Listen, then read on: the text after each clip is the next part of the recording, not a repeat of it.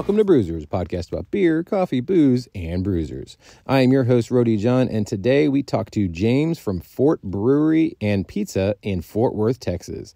We talk all about their history on Magnolia Street, their amazing food menu, and so much more. Fort Brewery is a wonderful place now that it is a little warmer outside, especially if you're in Texas. Then you can enjoy the patio, you can enjoy the inside, whichever one you feel best, but the place is gigantic, and they have a lot of different things that you can not only eat there, but drink there as well. So definitely make your way over to Fort Brewery if you are in Fort Worth, Texas, or just in the DFW Metroplex in general. While you're doing that, make sure to sign up for our newsletter. You get even more information about our guests, you get fun facts, and you get to find out what's happening with your favorite podcast, all about beer, coffee, booze, and bruisers. So without further ado, here is James from Fort Brewery and Pizza in Fort Worth, Texas.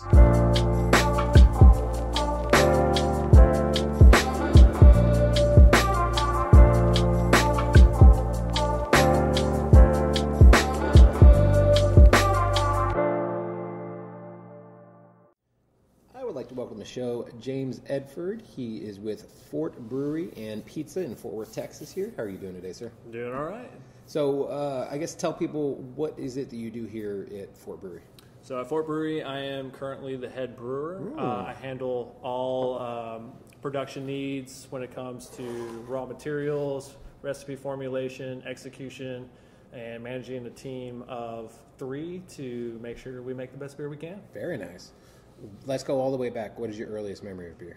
My earliest memory, I would have to say probably 2014, probably in that fall. Just graduated college, hanging out with my softball team at RAR. Okay, and nice.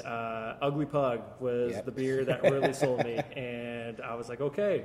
After that, we went straight to Martin House. There you go. Finished out there, and Pretzel Stout right there. Yep. It was definitely one of my favorites, and after that evening, I was hooked. Very nice. It was just something I knew I wanted to be a part of, and I was really kind of just introducing myself to craft beer, and it was something that I was like, I can get down with. Yeah, it was so funny watching the evolution that is RAR and Martin House, because I knew about RAR forever. I've thrown away more pint glasses than I probably still have. Right. And then I didn't learn about Martin House till people were like, oh yeah, we're going to go to Martin House after this. I was like, what the hell is a Martin House? So finally went. At that point, they were kind of like, they had the breakfast beer, and then they were kind of a toadies place, and then the way they've morphed now into like throwing shit at the wall and see what sticks, and a lot of it does stick, but their basics are also very good too. Absolutely, I agree. Yeah.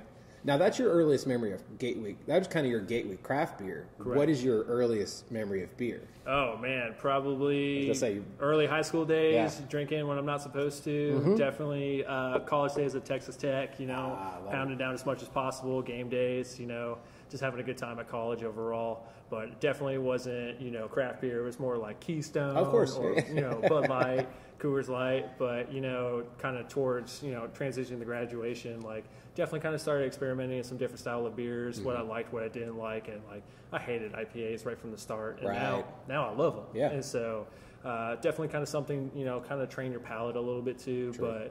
But definitely progress more towards the craft beer, definitely on the more maltier styles right at the beginning. Right. And then trying to, as I was dabbling into craft beer, working at Taps and Caps, that's nice. where I really started to expand more on my palate and learning about different beer styles. And so shout out to Rick Ali and all those guys. Yeah. For me, I love all kinds of styles of beer.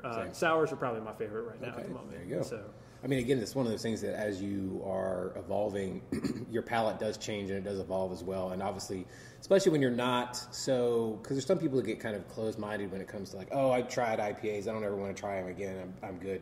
No, there's probably really good IPAs out there that you're missing that you probably need to try. Exactly. But when you keep it open as much as you do, you get to try all the great wonderfulness of the rainbow. Exactly. Yeah. Now, also when it comes to you're learning how all these are made too. Do you now see yourself or find yourself trying beer and almost dissecting it in your brain, or are you enjoying it because it's craft beer and you love craft beer? Definitely a little bit of both. Yeah. Before being a brewer and really kind of learning how to dissect it like that, for me, I was very what's the name of this beer? What does the can art look like? What's the style?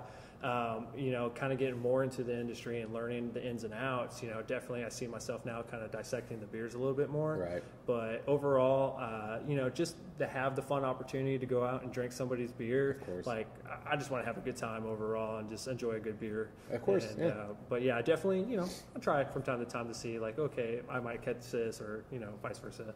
Yeah.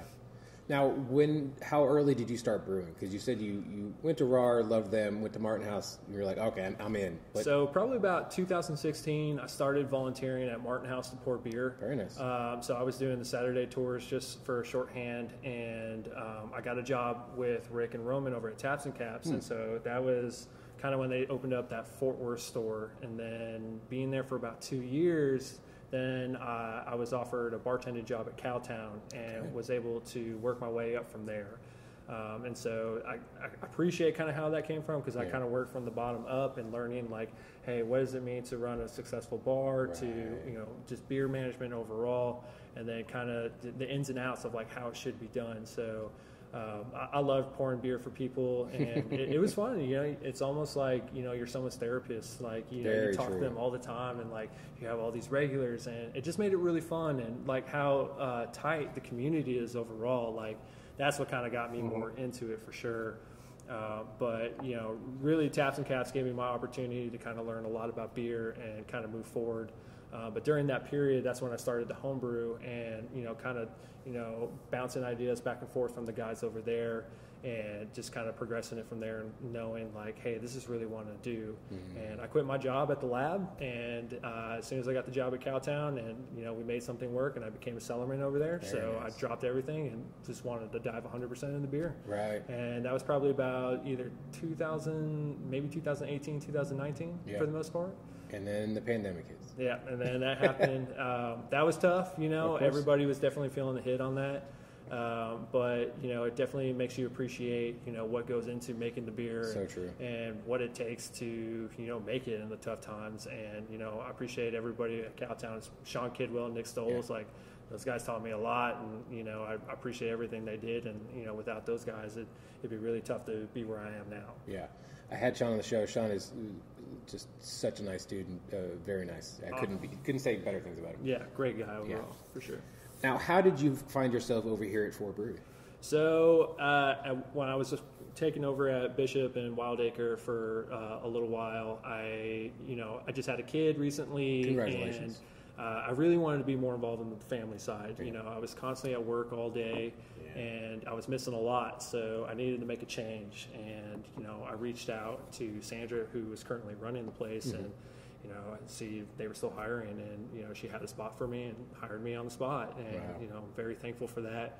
And since then, I've been here since March of this year, and kind of took over at the beginning of August, but it was a slower pace for me to really enjoy the family side, but also still get to do what I love and brew beer every day. Of course. And so, like I said, very thankful for the opportunity of Frank Ken and Fort to bring me on and, just make kick-ass beer, So. It's very true. I mean, you're getting the best of both worlds, really. You get the like you said, you get the family side, and you get to make the beer and have a little beer family as well. For sure, absolutely. Now, Fort Brewery was founded in 2018. What do you know of the story that is Fort Brewery?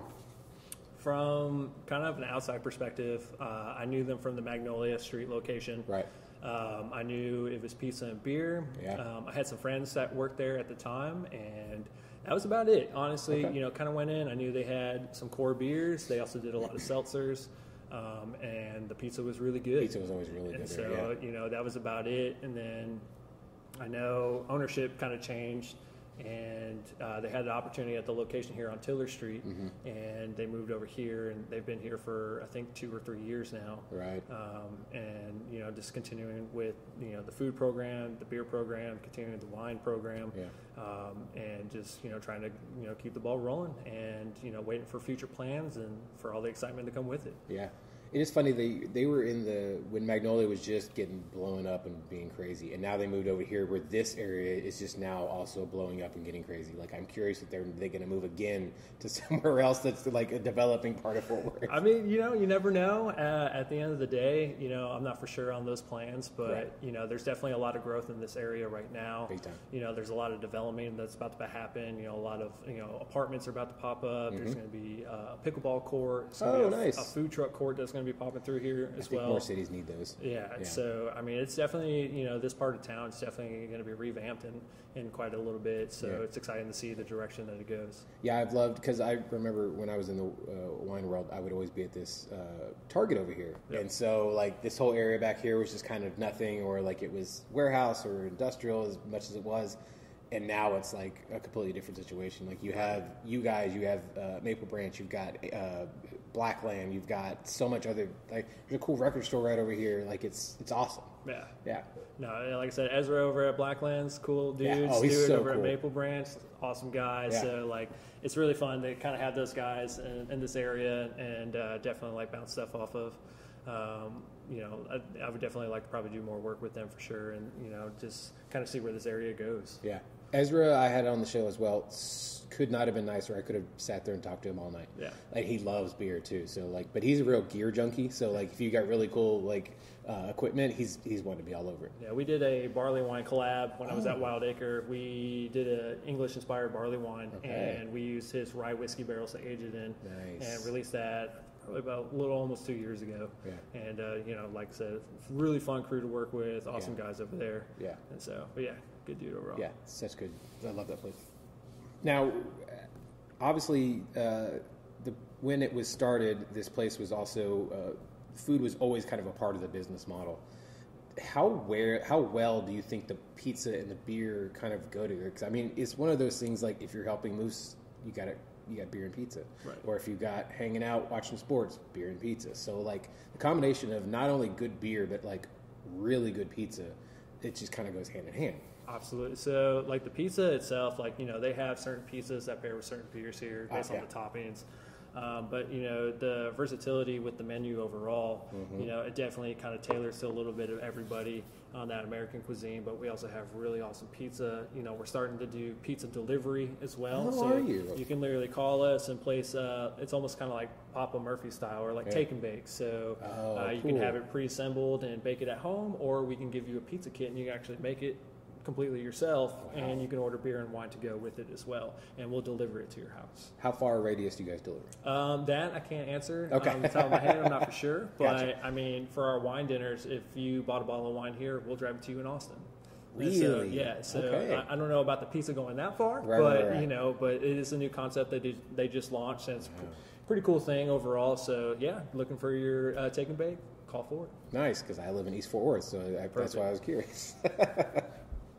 Now, what is your favorite thing on the menu? Because I remember I was here 2 weeks ago as a recording, and I had a burger, absolutely amazing. Like I knew how good the pizza was here, but I hadn't had the burgers yet, and I was like, okay, let's try it. Fantastic. I mean, if I was choosing food, especially for lunch, I like the chicken Caesar wrap or the turkey wrap. It's a little bit light, but it's got a pretty healthy portions of veggies to the meat. So, and then if you add candy bacon to it, it's pretty solid. Pizza-wise, definitely the Zeppelin. I like the kind of combo with the meat and kind of a little spiciness with the peppers and everything. But I mean, me and my kid love that Mac Attack. It's literally a mac and cheese pizza. Like you can't go wrong with that. It's solid. Yeah, I didn't know you guys had that. I'm gonna definitely come back. Mac and cheese pizza, man. Check it out. Definitely coming back for that. Now, we're here on a non-open day. You guys said that you're closed on Monday and Tuesday, so you guys kind of prep everything because you do have a scratch kitchen. Correct. Now, how well is the business doing that you guys are able to obviously be closed for 2 days? I mean, obviously, look at Chick-fil-A. They're closed every Sunday and everybody wants them, so I think it works out well. So it's clearly working out for y'all as well. So for us, Mondays and Tuesdays, that gives us an opportunity to get, anything in production or anything operation-wise in order to prep for the following or for the week. Right. But, we also host a lot of events. And so a lot of that kind of coupled in with the beer sales, we got the wine stuff going on. a lot of the wine dinners as well. So kind of with everything coupled together, it really makes it, really fun to work at. But honestly, like that's kind of what's driving a lot of the sales. And, we're definitely picking up on the distribution side on the beer sales. Right. But we do host a lot of events, and that definitely kind of helps cushion a lot of it. Yeah. But overall, like we're definitely every month increasing in sales in-house and out. Wow. And so we're gaining accounts every